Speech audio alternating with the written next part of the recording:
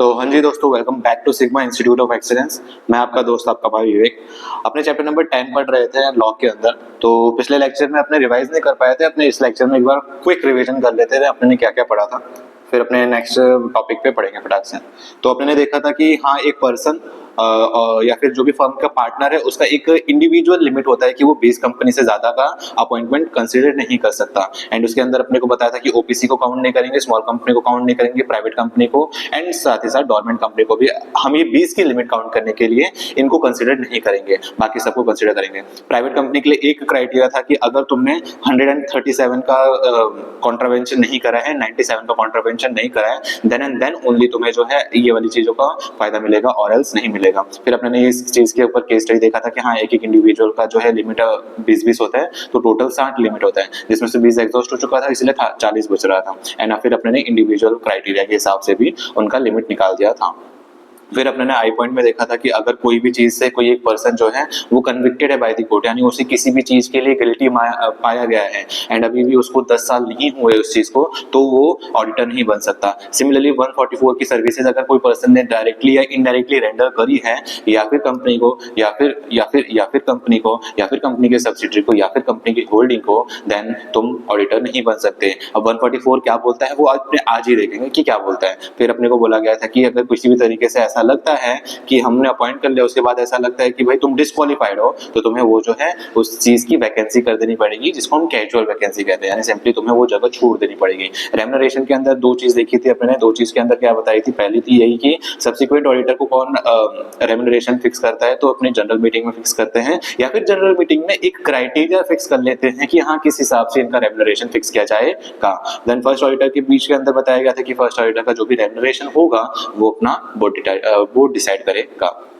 फिर क्या क्या होता है, तो जो फिक्स किया है वो तो रहता ही रहता है, साथ ही साथ वो सारे एक्सपेंसेस जो ऑडिटर ने एक्सपेंस आउट करे हैं आउट ऑफ हिज पॉकेट, तो वो भी कंसीडर किया जाएगा। एंड वो सारी फैसिलिटीज जो उसको दी जाएगी या फिर दी गई है वो भी कंसीडर किया जाएगा। लेकिन ऐसी कोई भी सर्विसेज जो कंपनी के रिक्वेस्ट पे हमने उनको दी है या फिर देनी होगी, then it should not be considered under the head of the remuneration.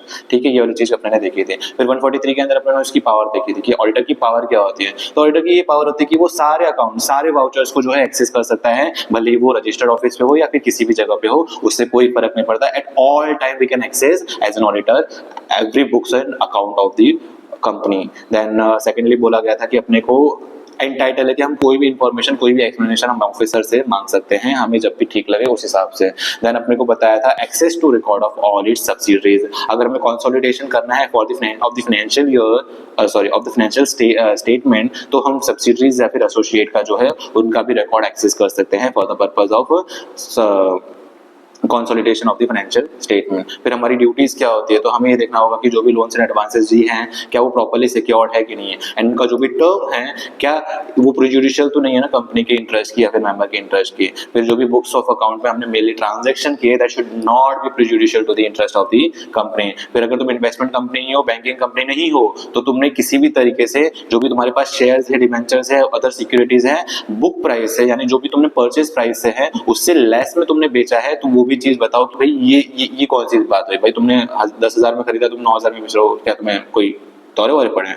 फिर क्या लोन्स और एडवांसेस को तुमने एज एन डिपॉजिट दिखाया है, क्या तुमने पर्सनल एक्सपेंस को एज एन रेवेन्यू अकाउंट दिखाया है, और क्या तुमने सच में कोई शेयर्स जो है वो अलॉट किए हैं कैश के लिए, क्या सच में पैसे मिले हैं या नहीं मिले, या फिर तुम हमें ऐसे ही बता रहे हो कि नहीं, बता रहे हो कि नहीं ऐसा ऐसा है। बट वो सारी चीजें भी अपने को देखनी पड़ेगी। और अगर कैश नहीं मिला है उस चीज के रिलेटेड, तो अपने को जो भी पोजीशन बताई गई है बुक्स ऑफ अकाउंट में कि नहीं कैश नहीं मिला, इस रीजन से ये हुआ है वो हुआ है, तो वो करेक्ट होना चाहिए, रेगुलर होना चाहिए और मिसलीडिंग नहीं होना चाहिए। फिर अपने को मेंबर को ये सारी चीजें रिपोर्ट करनी पड़ेगी कि जो भी हमने एग्जामिन किया है वो, और फाइनेंशियल स्टेटमेंट में जो भी अपने को देना चाहिए वो सारी चीजें अपने को उनको बतानी पड़ेगी।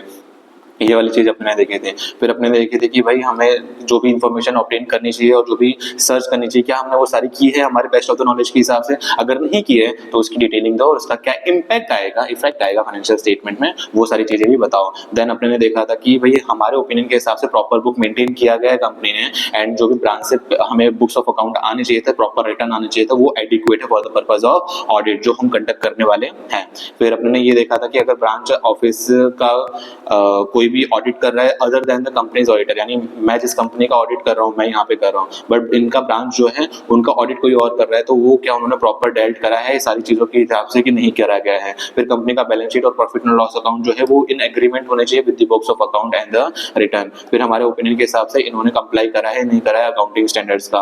फिर ऑब्जर्वेशंस और कमेंट्स अगर कोई भी है जो एडवर्स इफेक्ट दिखाता है तो वो वाली सारी चीजें भी बताओ। अगर डायरेक्टर डिस्क्वालिफाइड है तो वो वाली चीजें भी बताओ कि क्यों डिस्क्वालिफाइड है, और डिस्क्वालिफाइड है तो क्यों अपॉइंट किया है, वो सारी चीजें भी हमें क्वेश्चन करनी चाहिए रहेगी, उस चीज के बारे में भी अपने को रिपोर्ट करनी रहेगी। फिर अगर हमारा कोई भी क्वालिफिकेशन रिजर्वेशन या फिर एडवर्स रिमार्क है तो वो भी हमें बताना पड़ेगा क्या क्या चीजें हैं क्या क्या चीजें नहीं है। अगर हमें लगता है कि internal control financial control IFC जिसको कहते हैं, क्या वो सही है कि नहीं है, कंपनी के पास है भी कि नहीं है फाइनेंशियल स्टेटमेंट के रिलेटेड, वो सारी चीजें अपने को बतानी पड़ेगी। फिर जो भी पेंडिंग लिटिगेशंस रहने वाले हैं उनका क्या इफेक्ट आएगा, वो सारी चीजें अपने को बतानी पड़ेगी। फिर क्या जो भी फोर्सिएबल लॉसेस है उनका हमने प्रॉपर प्रोविजन बनाया है नहीं बनाया है, इंक्लूडिंग डेरिवेटिव कॉन्ट्रैक्ट्स, तो वो सारी चीजें। फिर IEPF के अंदर क्या हमने ट्रांसफर करा है नहीं करा है, कोई डिले तो नहीं हुआ है, वो सारी चीजें भी अपने को बतानी पड़ेगी।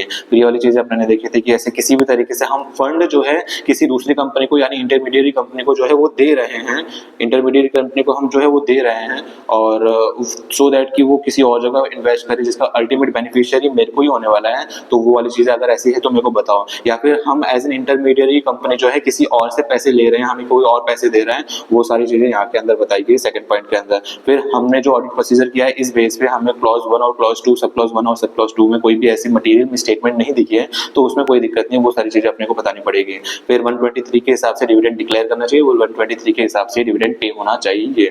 फिर 1 अप्रैल 2022 के बाद हमारी कंपनी में ऐसा सॉफ्टवेयर होना चाहिए जो ऑडिट ट्रेल एडिट लॉग होना चाहिए, जिसके अंदर सारी चीजें हमें बताए कि हाँ क्या क्या हो रहा है क्या क्या नहीं हो रहा है, और उसको टेम्पर नहीं करना चाहिए। फिर 143 के अंदर किसी भी तरीके का कोई भी तरीके का मैटर जो है वो नेगेटिव या क्वालिफिकेशन के साथ आ रहा है तो हमें रीजन बताना पड़ेगा कि क्यों आ रहा है, भाई क्या दिक्कत है, ये वाली सारी चीजें अपने को बतानी पड़ेगी।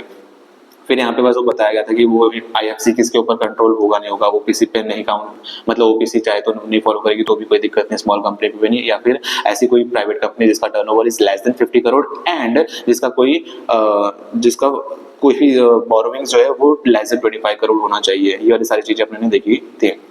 फिर ये सिर्फ कंप्लायंस के रिलेटेड है कि हमें ऑडिटिंग स्टैंडर्ड से कंप्लाई करना चाहिए और हमें स्पेसिफाइड कंपनी की जो भी एडिशनल मैटर है वो भी रिपोर्ट करने चाहिए। फिर अपने ने फ्रॉड वाला कैटेगरी देखा था कि अगर वो involving fraud more than 1 crore है तो अपने को क्या क्या करना चाहिए, अपने को जो है CG को बताना चाहिए कितने दिन के पहले, अपने बोर्ड को बताएंगे, पहले अपने 2 दिन के अंदर बोर्ड को बताएंगे, बोर्ड से जैसे ही 2 दिन में बोर्ड में को बताया उसके 45 डेज तक हम वेट करेंगे रिप्लाई करने का। जैसे ही रिप्लाई आता है वो रिप्लाई और हमारा रिपोर्ट जो है वो हम 15 दिन के अंदर CG को दे देंगे। लेकिन अगर हमने बोर्ड ऑडिट कमेटी या बोर्ड को दिया लेकिन 45 डेज के अंदर रिप्लाई नहीं आया तो वो 45 डेज के अंदर 45 डेज के बाद 15 डेज जो है उसको हम CG को बताएंगे हमारा रिपोर्ट, और हम बताएंगे कि भाई हमने ऑडिट कमेटी को दिया था, बोर्ड ऑफ डायरेक्टर या फिर बोर्ड ऑफ डायरेक्टर को दिया था, लेकिन उन्होंने कोई भी तरीके का रिस्पांस नहीं दिया। अगर वो लेस देन 1 करोड़ है तो हम मैटर बताएंगे कि क्या फ्रॉड हुआ है, कितना अमाउंट इन्वॉल्व है, कौन कौन पार्टी इन्वॉल्व है, यहाँ पे हम CG के पास नहीं जाएंगे।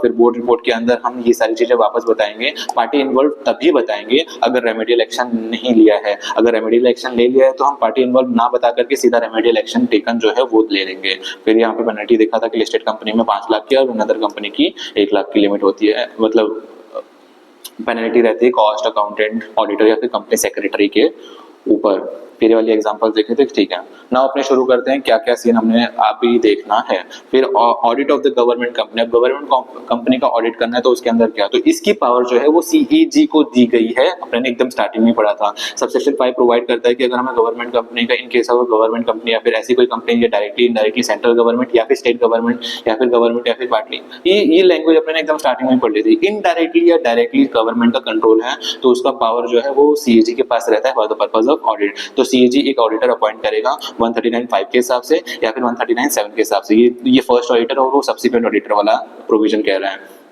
और उस ऑडिटर को ये मैनर बताएगा कि भाई गवर्नमेंट कंपनी के अंदर तुझे किस हिसाब से ऑडिट करना है, वो मैनर बताएगा देयर अपॉन। इसीलिए अब उसने मेरे को मैनर बताया, CAG ने मेरे को मैनर बताया कि इस हिसाब से होना चाहिए, इसीलिए मेरे को जो भी मेरे को अपॉइंट किया है ना, हमेशा मेरे को एक कॉपी ऑफ ऑडिट रिपोर्ट जो है CAG को देना चाहिए। क्यों देना चाहिए, तो उसके अंदर बताएगा कि उस ऑडिट रिपोर्ट के अंदर क्या रहना चाहिए। भाई तुमने मुझे क्या बताया CAG, भाई तुमने मुझे क्या बताया किस हिसाब से काम होना चाहिए, वो वाली सारी चीजें अपने ने देखी है। The direction if any issued by the CAG, फिर मैंने क्या एक्शन लिया, the action taken there on, तुमने मेरे को जो बताया मैंने क्या एक्शन लिया और उससे क्या हो गया, it's impact on the account and the financial statement of the company, ये ऑडिट रिपोर्ट के अंदर ये होना चाहिए। तो सिंपल सा यही है कि ऑडिटर जो सीएजी अपॉइंट करेगा ऑडिटर को, वो मैनर बताएगा हाँ किस हिसाब से ऑडिट होना चाहिए। अब मैनर बताया तो ठीक है, हमें वो बताना पड़ेगा कि हाँ तुमने जो बताया, मैंने जो करा और क्या हो गया, ये वाली सारी चीजें अपने को बतानी पड़ेगी।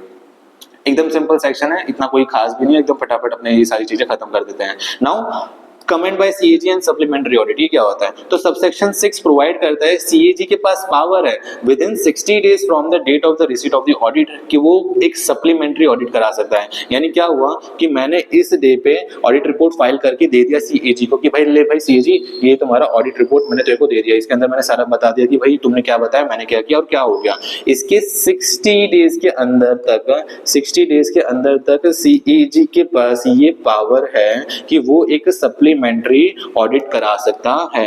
भैया ये सप्लीमेंट्री ऑडिट क्या होता है? ठीक है देखते हैं क्या होता है। सप्लीमेंट्री ऑडिट क्या होता है? तो conduct a supplementary audit of the financial statement of the company by such person or persons as may have authorised on the behalf in this behalf and for the purpose of such audit require informations or additional information to be furnished to any person so authorised so matter by the such person or in सच। ठीक है एकदम simple सी चीज बताइए क्या बोला गया है कि भैया सीएजी चाहे तो वो खुद से सप्लीमेंट्री ऑडिट कर सकता है या फिर ऐसे पर्सन या फिर पर्सन्स को ऑथोराइज कर सकता है जो उसे ठीक लगता है कि भाई या तो मैं करूंगा या तो कोई और करेगा, जो मैं ऑथोराइज कर रहा हूं वो। क्यों? ये वाली चीज पता चली कि या तो मैं कर रहा हूं तो ठीक है कोई दिक्कत नहीं, या फिर मैं किसी पर्सन को ऑथोराइज कर रहा हूं वो करेगा। कब? 60 डेज के अंदर तक, ये वाले टाइम पीरियड तक के अंदर तक ही करना रहेगा। एंड किस लिए करेगा? उसे लग रहा है कि भाई नहीं यहाँ पे कुछ रिक्वायर, हमें कुछ एडिशनल इन्फॉर्मेशन लेना चाहिए, ये वाले मैटर पे अपने को कुछ एडिशनल इन्फॉर्मेशन लेना चाहिए, इसीलिए मैं इसमें जो है एक और सप्लीमेंट्री ऑडिट कर रहा हूँ। ऑडिट तो हो चुका है लेकिन 60 डेज के अंदर मेरे को ऐसा लग रहा है कि यहाँ पे थोड़ी बहुत चीजें और भी लेनी रहेगी, इसीलिए मैं वापस खुद से कर रहा हूँ या फिर किसी दूसरे पर्सन को ऑथोराइज कर रहा हूँ कि भाई तू कर दे एक काम कर, कोई दिक्कत नहीं है। To be furnished in any person or person so authorise and on such matter by. और ये सारे मैटर्स जो है वो सारी चीजें जो सीएजी डायरेक्ट करेगा उस हिसाब से काम होना चाहिए। सप्लीमेंट्री ऑडिट एकदम सिंपल तरीके से समझ आया। इसके अंदर यही बोल रहा है कि सीएजी चाहे तो या तो खुद से या फिर किसी दूसरे पर्सन को ऑथोराइज कर देगा कि भाई ऐसा है यहाँ पे हमें कुछ एडिशनल इन्फॉर्मेशन चाहिए, तो उस हिसाब से अपने को वो मैटर पे वापस सारी चीजें करनी पड़ेगी। मैं जैसे डायरेक्ट कर रहा हूँ वैसे करो। फिर वो चाहे तो comment upon on the supplementary comment upon और सप्लीमेंट सच ऑडिट रिपोर्ट, वो ऑडिट रिपोर्ट पे कमेंट कर सकता है कि क्या है क्या नहीं और सप्लीमेंट कर सकता है, ये अपने अभी देखा। Now, any comment given by CAG upon or supplementary to the audit report shall be sent by the company to every person entitled to the copy of the audited financial statement under section 136 and also be placed before the AGM। ठीक है, इसके अंदर simple सा यही बताएगा कि भाई जो भी कमेंट, अगर कोई कमेंट जो है सीएजी दे रहा है या कोई भी चीज सप्लीमेंट ऑडिट टाइप वो करवा रहा है, तो वो सारा रिपोर्ट जो है ना वो हर एक पर्सन को जाना चाहिए कंपनी के जो एंटाइटल्ड है कि उनको ऑडिटेड फाइनेंशियल स्टेटमेंट, यानी सिंपल सा है जो पर्सन डिजर्विंग नहीं, मतलब जो पर्सन एंटाइटल है कि नहीं ये सारी चीजें पता रहनी चाहिए, इन्हें सारी चीजें बतानी ही पड़ेगी, वो सारे पर्सन को हम वो कमेंट बताएंगे कि जो भी सीएजी ने दिया है। एंड अगर कोई सप्लीमेंट्री ऑडिट कराए तो वो सारी चीजें भी बताएंगे कि भाई ऐसा ऐसा हुआ है, देख लेना, समझ लेना, सोच लेना जो तुम्हें सोचना है। एंड ऑल्सो वो हमें एजीएम के अंदर प्रेजेंट करना पड़ेगा at the same time and the same manner in the as an audit report. जैसे ऑडिट रिपोर्ट को प्रेजेंट किया जाता है सिमिलरली वो कमेंट को एंड सप्लीमेंट ऑडिट को भी प्रेजेंट करा जाएगा।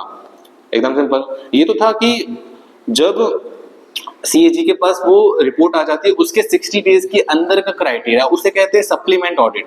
टेस्ट ऑडिट क्या होता है? ये अपने सबसेक्शन 7 में पढ़ते हैं कि गवर्नमेंट कंपनी या फिर ऐसी कोई कंपनी जो गवर्नमेंट डायरेक्टली गवर्न है फलाना ढिमका, ये वाली चीज अपने देख ली, तो सीएजी चाहे इफ ही कंसीडर्ड नेसेसरी, अगर उसे लग रहा है तो वो ऑर्डर से टेस्ट ऑडिट कंडक्ट करा सकता है on the account of such company. यानी ऊपर वाले में क्या था कि वो रिपोर्ट देगा, उसके 60 डेज के अंदर हम सारा काम करेंगे। इसके अंदर क्या बोल रहा है कि भाई जैसे ही वो सीएजी के ऊपर ही डिपेंड करता है, उसको जब भी नेसेसरी लगे वो ऑर्डर से किसी भी टाइम पे एक टेस्ट ऑडिट कंडक्ट करा सकता है किसी चीज के लिए, अकाउंट ऑफ सच कंपनीज के लिए, without prejudice to the provisions related to audit and auditor, यानी ऑडिट एंड ऑडिटर की कोई भी प्रोविजंस को हानि नहीं पहुंचाएगी उस हिसाब से। सिंपल से यही है कि इसमें क्या है कि मेरे को किसी भी टाइम पे लगता है कि यहाँ पे मेरे को टेस्ट ऑडिट करना चाहिए तो मैं टेस्ट ऑडिट कर सकता हूँ। टेस्ट ऑडिट यानी डिटेल एनालिटिक्स कर देना या फिर कोई दूसरा प्रोसीजर डिटेल के अंदर कोई स्पेसिफिक पोर्शन पे करना, उसे हम टेस्ट ऑडिट कहते हैं। ये अपने प्रोविजंस के रिलेटेड बताया। इसकी रिपोर्टिंग के अंदर क्या बोला गया था, अगर इसको रिपोर्ट करना है ना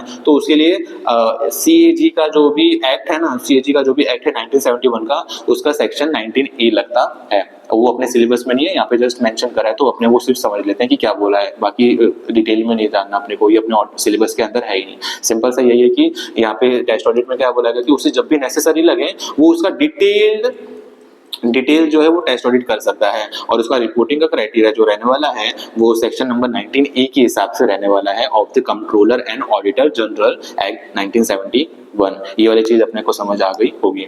now audit of account of branch office of company, company के ब्रांच ऑफिस का अगर ऑडिट करना है तो क्या क्या चीजें हैं। नाउ अगर ब्रांच ऑफिस जो है वो इंडिया के अंदर है, अगर ब्रांच ऑफिस जो है वो इंडिया के अंदर है तो उस अकाउंट का ऑडिट कौन करेगा, या तो कंपनी का ऑडिटर ही कर देगा जो भी हमने 139 के अंदर अपॉइंट किया गया है हमें, या फिर ऐसा कोई पर्सन जो कि क्वालिफाइड है अपॉइंटमेंट के लिए अंडर 139, यानी कोई दूसरा पर्सन। यानी सिंपल सी चीज है कि मैं एबीसी कंपनी का ऑडिटर हूँ, मैं एबीसी कंपनी का ऑडिटर हूँ, ठीक है, XYZ नाम है मेरा, ठीक है। नाउ इसकी एक ब्रांच है ये मुंबई के अंदर, नाउ इसकी एक ब्रांच है जो कि है अहमदाबाद के अंदर।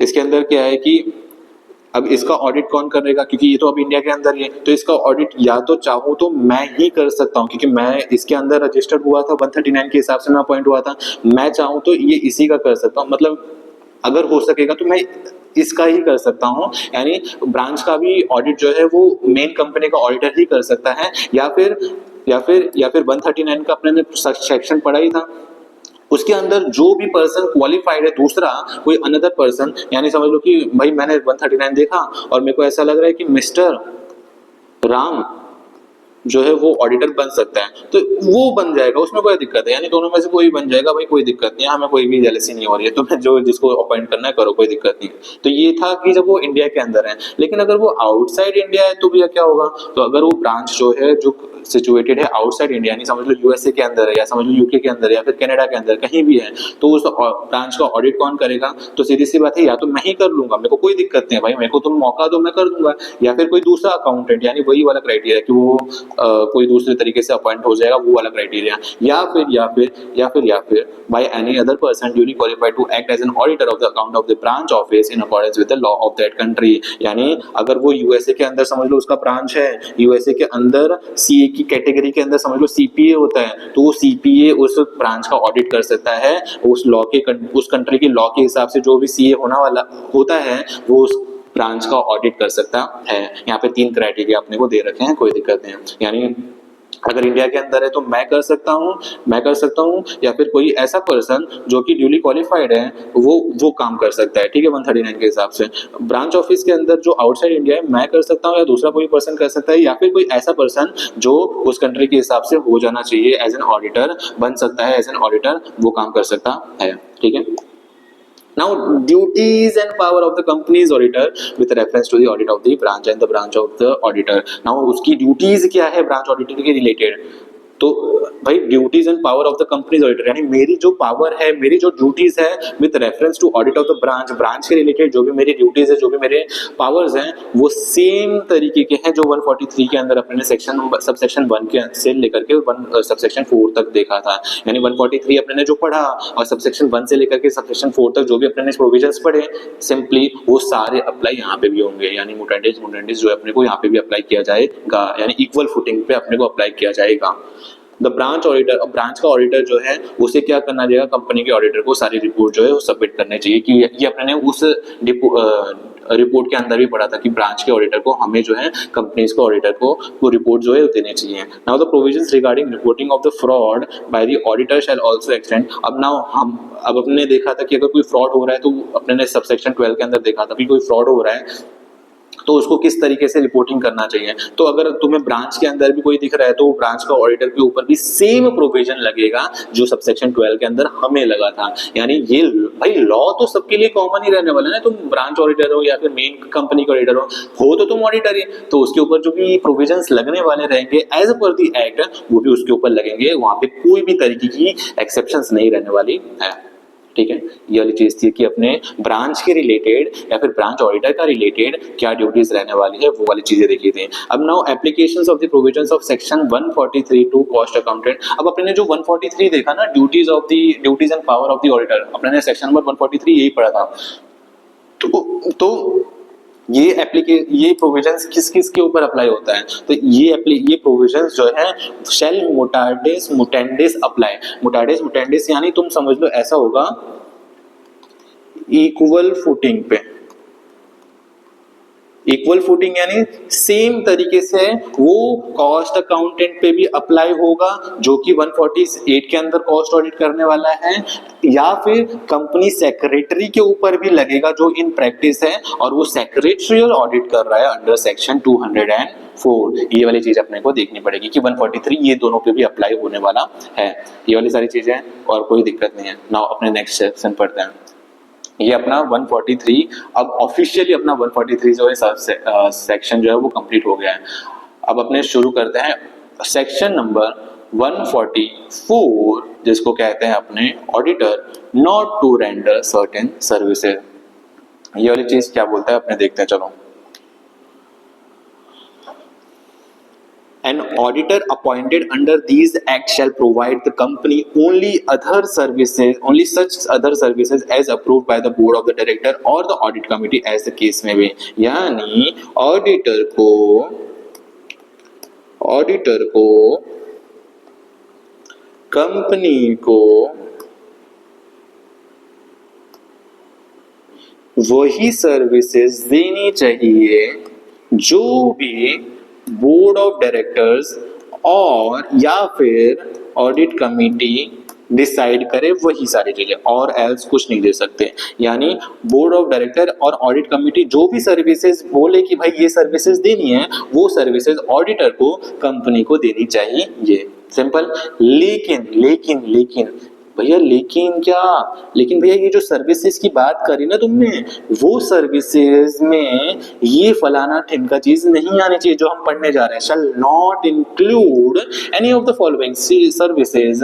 भले ही वो सर्विसेज हम डायरेक्टली दे रहे हैं या फिर इनडायरेक्टली दे रहे हैं तो भी वो काउंट नहीं की जाएगी। ये सारी सर्विसेज अपने को नहीं देनी चाहिए। किसको देनी नहीं चाहिए, तो वो भी चीज बताइए अपने को, किसको, या तो कंपनी को या तो कंपनी के होल्डिंग को, और एल्स या तो कंपनी के होल्डिंग को या तो कंपनी के सब्सिडरीज को। यानी किसको नहीं देंगे भैया, देखो अपने ने देखा ऑडिटर जो है वो सर्विसेज देगा कंपनी को, जो भी बोर्ड ऑफ डायरेक्टर या फिर ऑडिट कमेटी बता देंगे, लेकिन ये सर्विसेज के अंदर ये सारी चीजें नहीं आनी चाहिए जो अभी हम पढ़ने जा रहे हैं। और वो सारी सर्विसेज जो है हम किसको नहीं देना चाहिए, हमें कंपनी को नहीं देना चाहिए, या फिर हमें कंपनी के सब्सिडरीज को नहीं देना चाहिए, या फिर हम कंपनी के होल्डिंग को नहीं देना चाहिए। यानी इसका मतलब पता है क्या होता है कि अगर मैंने ये सारी सर्विसेज में कोई भी सर्विसेज जो है वो कंपनी के होल्डिंग को दे दिया ना, तो भी मैं डिस्क्वालीफाइड हो जाऊंगा, तो भी वो कैटेगरी गलत कैटेगरी में आ जाएगी, वो वाली चीज बता रही है। या फिर कंपनी के सब्सिडरी को दे दिया तो भी वही सेम चीज आएगी। तो बस वही चीज बता रहा है कि अपने को ये होल्डिंग को भी नहीं देना चाहिए एंड सब्सिडरी को भी नहीं देना चाहिए, सिंपल सी बात है, और कुछ नहीं बताया गया।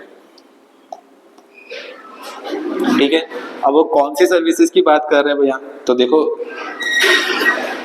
पहली सर्विसेज क्या बोलता है,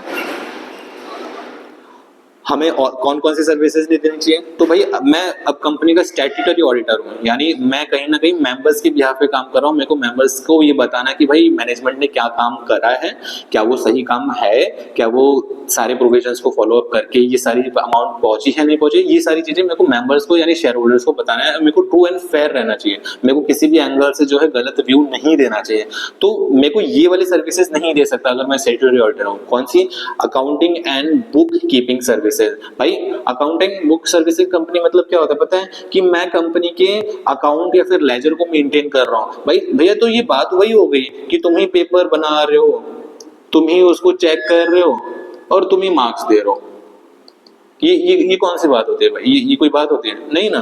तो सिंपल सी वही बात है कि भाई मैं जिस मैटर को चेक करने जा रहा हूं, मैं एज एन ऑडिटर भाई, मैं एज एन ऑडिटर उस कंपनी के पास क्यों जा रहा हूं? ताकि उसके बुक्स ऑफ अकाउंट को देखूं क्या वो सही है या नहीं है, क्या उसने कोई प्रोविजंस फॉलो करे हैं नहीं करे। अब बाय चांस भाई ये प्रोविजंस है, ये बुक से ही मैं ही बना रहा हूं, तो मैं चेक क्या करूंगा? मैंने तो बोला कि भाई मैंने पढ़ा ऐसा ही है, हुआ ऐसे गलत थोड़ी होगा, मैं तो एकदम सही तरीके से करता हूँ। वो चीज नहीं कर सकते अपने। तो पहली पॉइंट वो बोल रही कि भाई मैं same accounting and bookkeeping services नहीं दे सकता जस्ट बिकॉज क्योंकि मैं ऑडिटर हूं एंड मैं वही सेम चीज जो है वो रिव्यू करने जाऊंगा, वो ऑडिट करने जाऊंगा। तो ये वाला अपना पहला पॉइंट खत्म होता है। दूसरा, या तो मैं इंटरनल ऑडिट हो सकता हूँ उस कंपनी का, या तो मैं स्टैट्यूटरी ऑडिटर हो सकता हूँ। दोनों एक साथ नहीं हो सकता। स्टैट्यूटरी ऑडिटर अगर दोनों में थोड़ा बहुत भी डिस्टिंग्विश बताऊं, डिफरेंस बताऊं क्या होता है ना, तो स्टैट्यूटरी ऑडिटर क्या होता है कि वो कंपनी के बारे में बताता है कि कंपनी की जो अमाउंट है वो सही है कि नहीं है, कंपनी ने जो बुक्स बनाए हैं वो एकदम प्रॉपर तरीके से बनाए नहीं बनाए,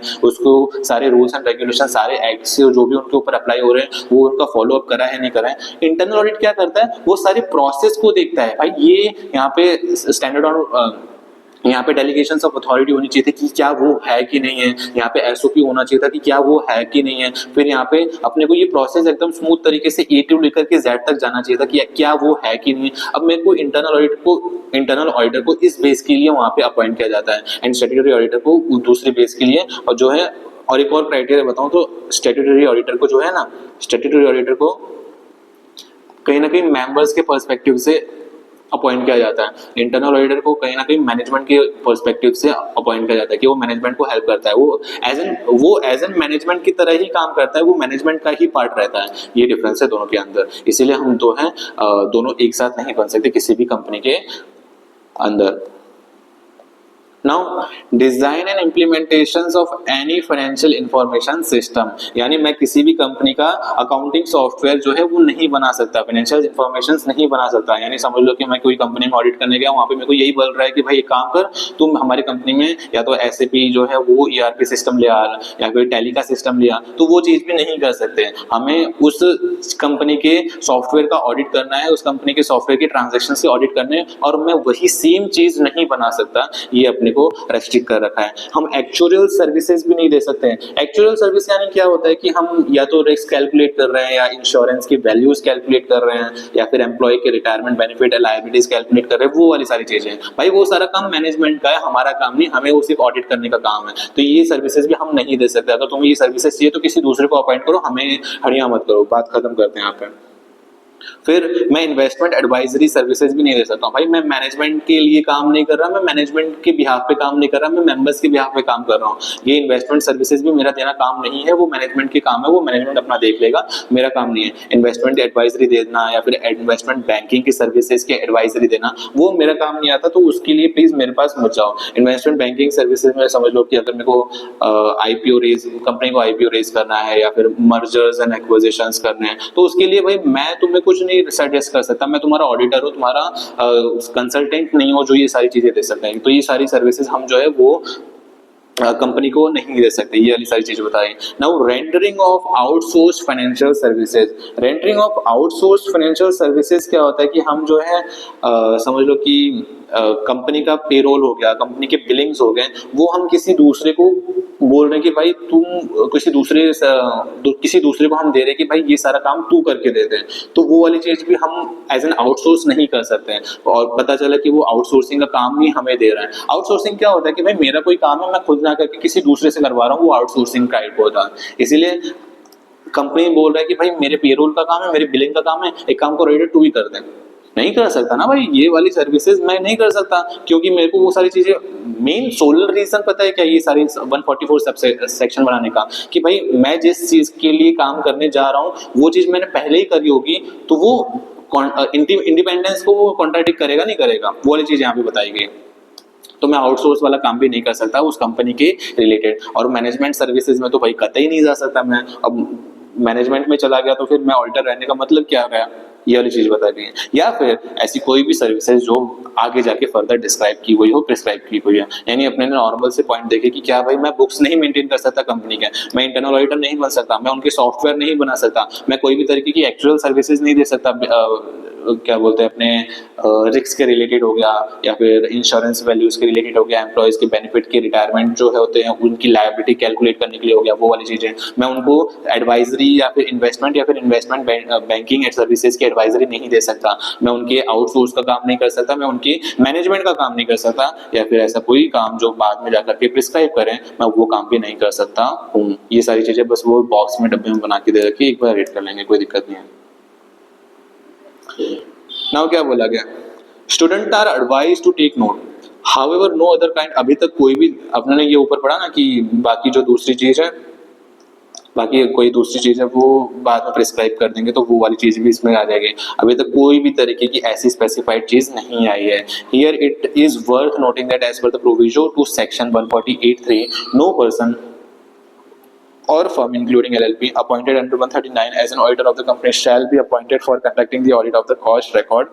यानी इसमें सिंपल सा बताया गया कि भाई मैंने तुम्हें एज एन ऑडिटर अपॉइंट करा है तो तुम कॉस्ट रिकॉर्ड का ऑडिट नहीं कर सकते, या फिर मैंने तुम्हें एज एन कॉस्ट रिकॉर्ड के ऑडिट के लिए अपॉइंट किया है तो तुम as an auditor of the company नहीं बन सकते। ये एकदम फालतू चीज है, कुछ का नहीं है, बस यही देख लेना कि भाई मैंने जिस काम के लिए तुम्हें अपॉइंट किया वही काम करो ना भाई, तुम दूसरा काम नहीं कर सकते। यानी मैंने तुम्हें कंपनी के ऑडिट के लिए बुलाया तो तुम कॉस्ट का रिकॉर्ड का ऑडिट क्यों करोगे भाई, वो कॉस्ट अकाउंटेंट करेगा, या फिर मैंने कॉस्ट अकाउंटेंट को कॉस्ट रिकॉर्ड के ऑडिट के लिए बुलाया भाई तो तू वो करना यार, तू कंपनी के ऑडिट को क्यों कर रहा है, वो तो सीए कर लेगा। ये वाली चीज बताई गई है, वाइस वर्सा के मतलब ये होता है। नाउ द टर्म डायरेक्टली और इनडायरेक्टली का मतलब क्या है, तो ये चीज ना पढ़ के अपने सीधा इसकी समरी में देख लेते हैं, वो यहाँ पे एकदम प्रॉपर तरीके से अपने समझा देगा क्या बोलना चाहता है। तो डायरेक्ट अपने ने ऊपर देखा था, यहाँ पे देखो, यहाँ पे देखो क्या बोला गया है कि अपने को ये जो सर्विसेज है डायरेक्टली या इनडायरेक्टली कंपनी या फिर कंपनी की होल्डिंग या फिर कंपनी की सब्सिडरी को नहीं देना चाहिए, ये वाली चीज पड़ी थी ना। ये डायरेक्टली और इनडायरेक्टली मतलब क्या, तो अपने को पता है कि या तो इंडिविजुअल हो सकते हैं या तो फर्म हो सकते हैं, तो वो दोनों पर्सपेक्टिव से अपने को देखना है कि क्या कहना चाहता है। या डायरेक्टली या इनडायरेक्टली मतलब क्या, डायरेक्टली यानी सेल वो खुद ही दे रहा है भाई, नहीं दे सकता।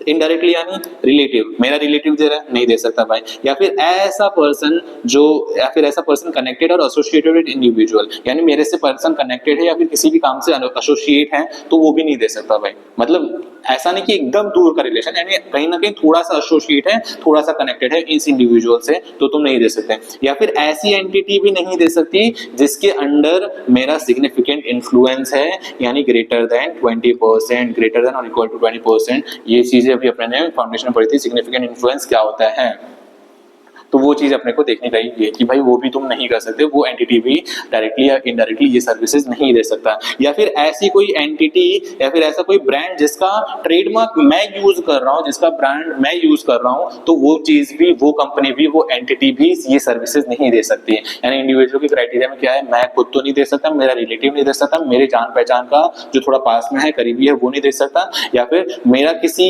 एंटिटी के अंदर सिग्निफिकेंट इन्फ्लुएंस है तो वो भी ये सर्विसेज नहीं दे सकता, या फिर जिसका नाम मैं यूज कर रहा हूं ना वो भी नहीं दे सकता। एकदम सिंपल है, कोई दिक्कत नहीं है। फर्म के अंदर ये तो इंडिविजुअल का क्राइटेरिया हो गया। फर्म के अंदर क्या बोला कि भाई फर्म के अंदर फर्म तो नहीं दे सकता, फर्म के पार्टनर भी नहीं दे सकते, या फिर फर्म का पेरेंट भी नहीं दे सकता। यानी सिंपल है, समझ लो ये या तो होल्डिंग या सब्सिडरी तो उसकी पेरेंट नहीं दे सकते, या फिर इस कंपनी की इस फर्म की सब्सिडरी नहीं दे सकती, इस फर्म की एसोसिएट नहीं दे सकती। ये सारा जो है वो कॉर्पोरेट वाला टर्म है। या फिर ऐसी entity in which the firm has significant influence, यानी अब ये फर्म का किसी दूसरे फर्म में जो है वो सिग्निफिकेंट इन्फ्लुएंस है तो वो फर्म भी नहीं दे सकती है। या फिर ऐसी entity in which any partner, अब यहाँ पे पार्टनर भी आ जाते हैं तो उनको भी अपने को कंसीडर करना पड़ेगा। तो अगर किसी दूसरे फर्म में जो है पार्टनर का सिग्निफिकेंट इन्फ्लुएंस हुआ है तो वो फर्म भी इनएलिजिबल हो जाएगी for the criteria for being rendering the services under 144 जो भी सर्विसेज मेंशन कर रखा है। नाउ ऐसी एंटिटी जिसका नाम या फिर ट्रेडमार्क जो है वो पार्टनर या फिर फर्म यूज कर रहे हैं तो वो भी नहीं दे सकती है। एकदम सिंपल है, बस ये एक बार रीड कर लोगे आपको प्रॉपर तरीके से समझ आ जाएगा। ये था अपना 144 का सेक्शन जिसमें बताया गया था कि कौन कौन से सर्विसेज एज एन ऑडिटर अपने नहीं दे सकते हैं। तो ये वाली सारी चीजें अपने ध्यान से देख लेंगे, बाद में अपने ने देख लिया मतलब बाद में क्या देखना। नाउ सेक्शन नंबर 145 क्या बोलता है, सेक्शन नंबर 145 बोलता है कि auditor to sign audit report, auditor to sign audit report. एक सेकंड रुकना, बस पानी पी लूं।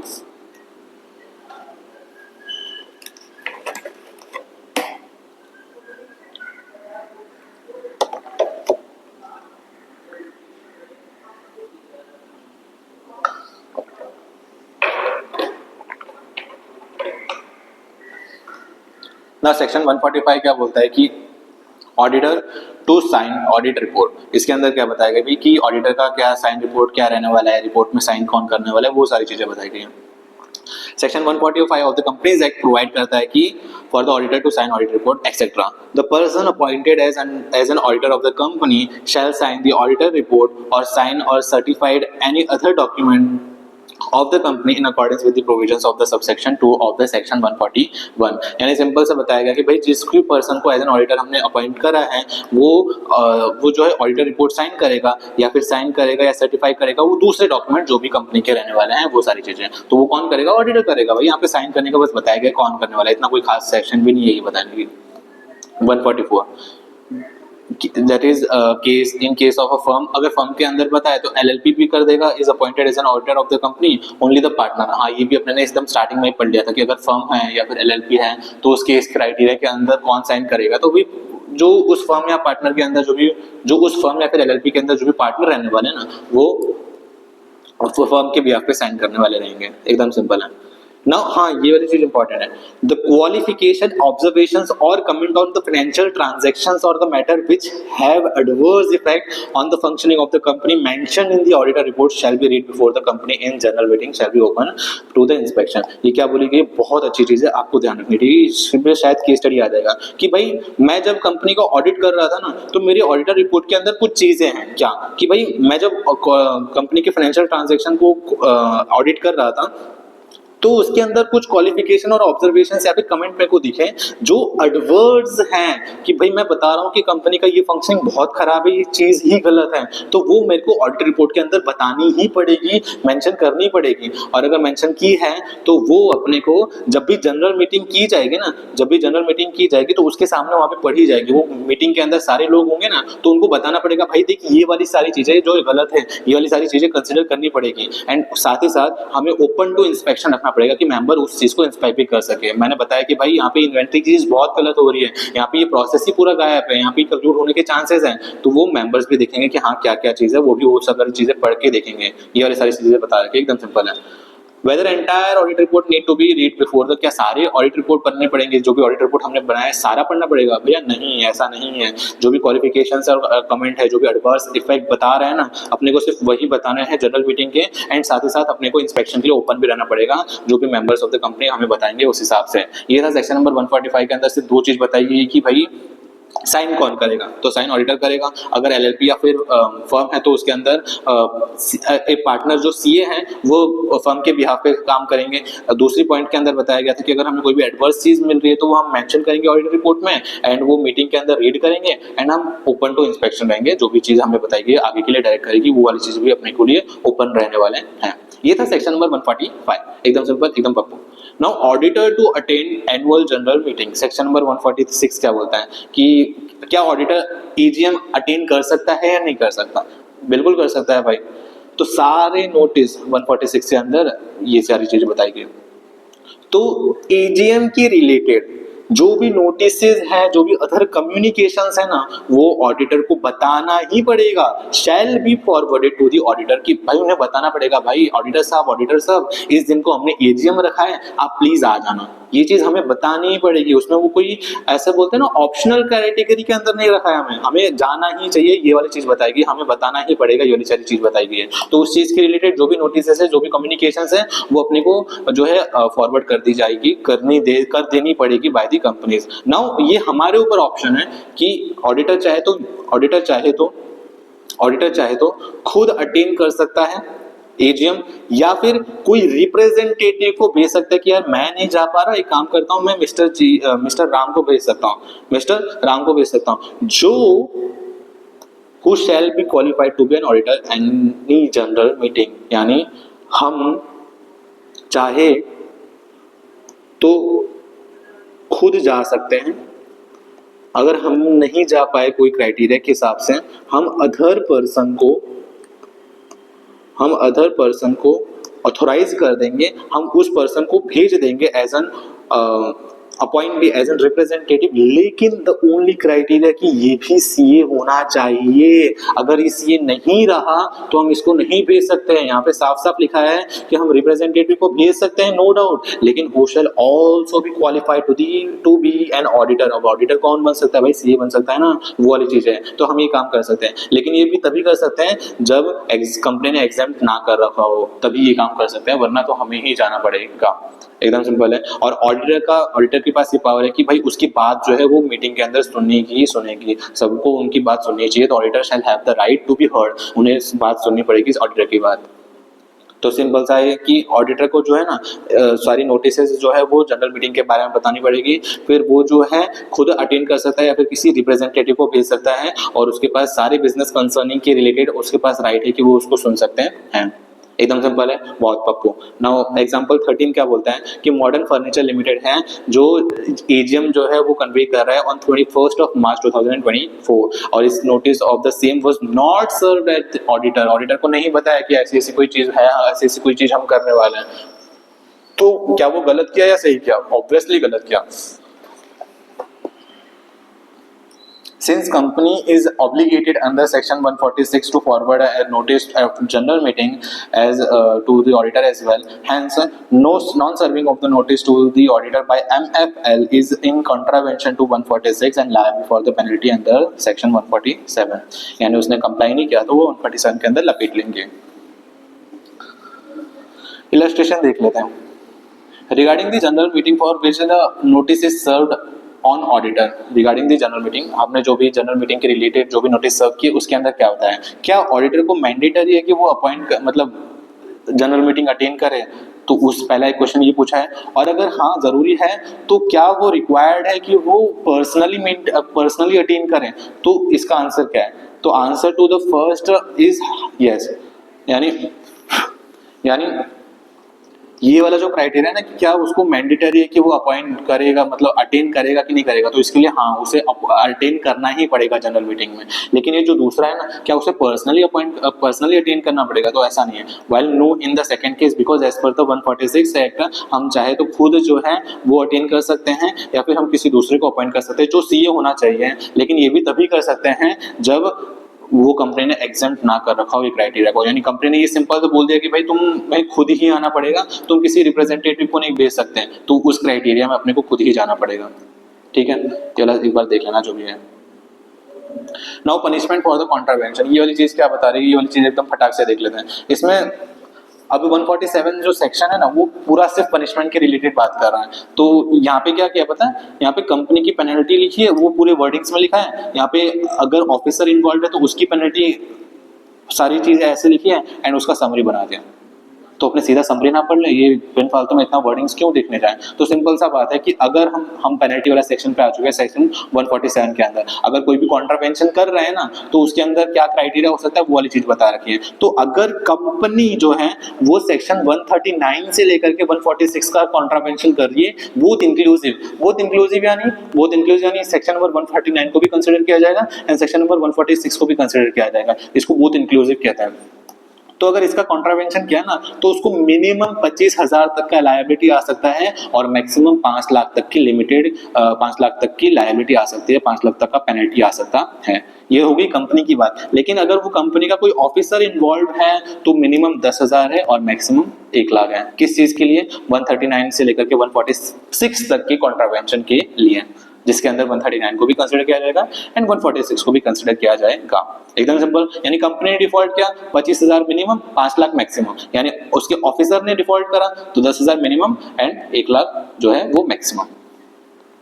ये था जब कंपनी कॉन्ट्रावेंशन कर रही है। नाउ सबसेक्शन 2 एंड 3 के अंदर क्या बताया गया है कि जब ऑडिटर कॉन्ट्रावेंशन कर रही है तो इसके अंदर भी दो सबसेक्शन है, एक ये पहला वाला और एक ये दूसरा वाला। अब दोनों में फर्क समझो कि ये जो पेनल्टी है ना, ये जो ऑडिटर की लायबिलिटीज है ना, ये पता है किस चीज के लिए आ रही है, कब आ रही है? जब ऑडिटर ने जो है वो गलती से ये प्रोविजंस का कंप्लाई नहीं किया है या कॉन्ट्रावेंशन कर दिया है, यानी 139 के रिलेटेड, 144 के रिलेटेड एंड 145 के रिलेटेड, इन दोनों में से कोई भी लायबिलिटी को कॉन्ट्रावेंट किया है, कोई भी प्रोविजन को कॉन्ट्रावेंट किया है, तो ये चीज है वो अप्लाई होगी, क्योंकि वो उसने गलती से की है, उसका इंटेंशन नहीं था, तो उसकी लायबिलिटी, उसकी पेनल्टी क्या होगी, मिनिमम 25,000 तो रहेगी ही रहेगी, मैक्सिमम या तो 5 लाख रुपए या तो रेम्यूनरेशन का 4 time which ever is lower.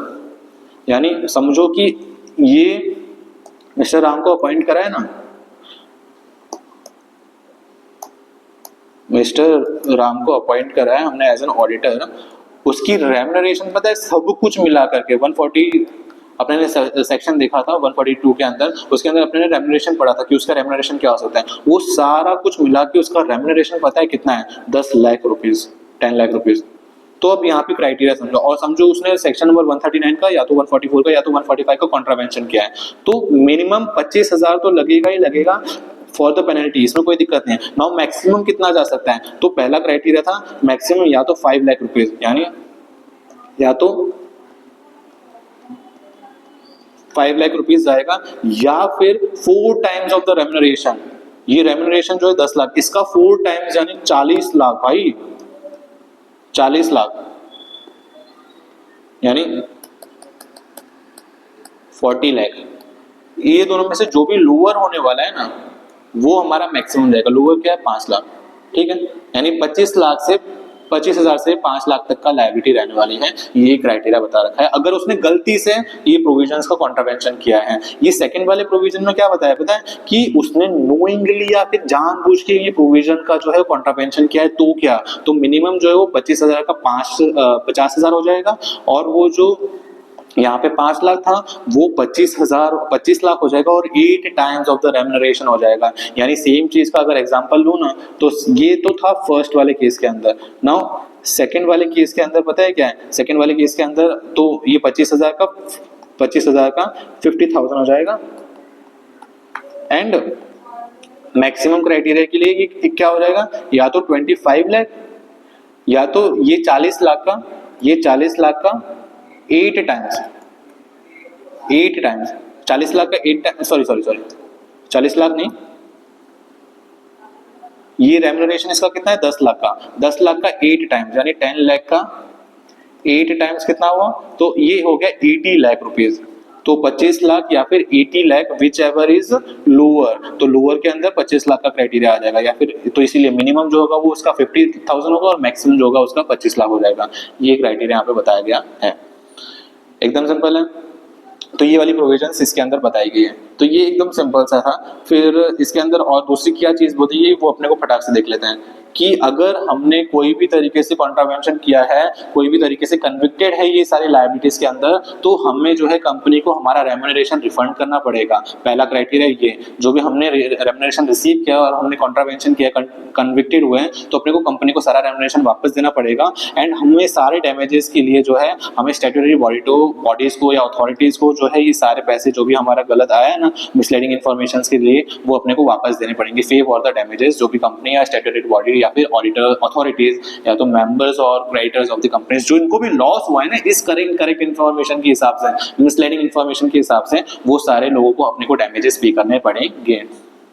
ये सब सेक्शन 3 के लिए अपने बताया गया कि सेंट्रल गवर्नमेंट के पास पावर है कि वो एम्पावर करे कि भाई वो स्पेसिफाई कर दे स्टैट्यूटरी बॉडी कौन है, वो स्पेसिफाई कर दे कि अथॉरिटीज कौन है, या वो स्पेसिफाई कर दे ऑफिसर्स कौन है, सो दैट कि जो भी डैमेजेस का पैसा लेने रहेगा ना वो एकदम फटाफट हो जाएगा। इसीलिए वो जो अथॉरिटीज रहेंगे ना वो पेमेंट उनको रिसीव हो जाएगा, और वो सारी चीजें जो है वो दूसरे लोग को डैमेजेस के लिए रीपे कर देंगे।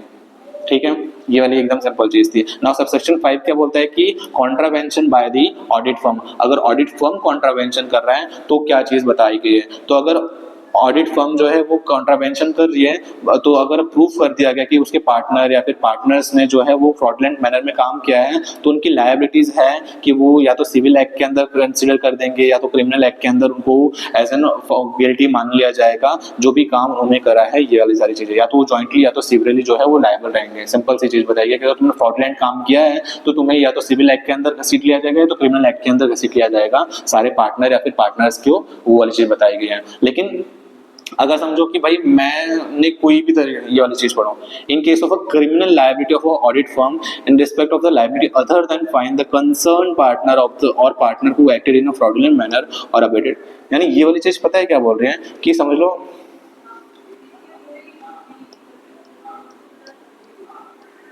कंपनी के अंदर जो है फ्रॉड हुआ है, जिसके अंदर मिस्टर ए मैनेजमेंट में, मिस्टर बी मैनेजमेंट में, मिस्टर सी मैनेजमेंट में। नाउ मिस्टर ए और मिस्टर बी ने जो है साथ में मिलकर फ्रॉड करा है। मिस्टर सी को तो बेचारे को पता भी नहीं था, लेकिन वो फिर भी कहीं ना कहीं उसकी थोड़ी बहुत गलती मान ली जाएगी, क्योंकि उसमें थोड़ा बहुत इशू किया है, क्योंकि उसको अपना नेग्लिजेंस यूज किया इसी वजह से। तो अब फ्रॉड हुआ ना, तो क्रिमिनल लायबिलिटीज के अंदर ये दोनों को इंक्लूड किया जाएगा, यानी क्रिमिनल लायबिलिटीज के अंदर ये दोनों को इंक्लूड किया जाएगा, लेकिन इसको उसके अंदर इंक्लूड ना करके इसको फाइन के लिए इंक्लूड किया जाएगा। बस यही बात बताइए, क्यों? क्योंकि ये इन्वॉल्व था ही नहीं, लेकिन फिर भी इसकी कुछ लायबिलिटीज बनती है, इस हिसाब से इसको बुलाया गया है। क्या बोला गया, एक बार आप पढ़ेंगे तो समझ आएगा। क्या बोला गया, इन case of a criminal liability of audit firm, यानी ऑडिट फर्म का अगर हम क्रिमिनल लायबिलिटीज कर रहे हैं, वो वाली चीज बता रहा है, तो जो इन respect of the liability other than fine, fine के अलावा, यानी ये फाइन के अलावा जो दूसरी बात है ना, जो दूसरी लायबिलिटीज हैं, वो कंसर्न पार्टनर और पार्टनर्स होने वाले हैं जो फ्रॉडुलेंट मैनर में काम किया है, एज द केस में भी जो उन्होंने फ्रॉड किया है, जिन्होंने ये फ्रॉड, इनके ऊपर लायबल रहने वाला है। बाकी सी के ऊपर जो है वो सिर्फ इतना रहेगा कि वो इस चीज के लिए लायबल नहीं रहेगा, उस चीज के लिए नहीं, क्योंकि वो उस चीज के अंदर इन्वॉल्व था ही नहीं, वो उस चीज के लिए कल्यूड था ही नहीं, ये वाली चीज बताई गई है। Now since act constitute to fraud, hence shall also be liable under section number 447 provision। यहाँ पे बस यही बोला गया कि 447 के अंदर भी उसको थोड़ा सा लपेटा जाएगा, जो कि अपने चैप्टर नंबर 3 में पढ़ेंगे। ये 447 क्या कहना चाहता है, 447 के अंदर क्या रहता है, वो अपने को बताया गया। यहाँ पे ये वाला प्रोविजन कुछ नहीं बोला, ये वाली चीज कुछ नहीं बोला, ठीक है। ये वाली सारी चीज हो गई। तो अभी आज के लिए अपने इतना ही रखते हैं। नेक्स्ट लेक्चर में अपने आकर के सीधा पहले अपने सारा रिवीजन कर लेंगे अपने जो पढ़ा था, एंड उसके बाद अपने सेक्शन नंबर 148 चालू कर देंगे, और फिर कल के लेक्चर में अपना ये चैप्टर जो है अपने ट्राई कर लेंगे कि खत्म हो जाए, ठीक है। तो आज के लिए बस इतना ही। Okay, thank you so much, bye bye.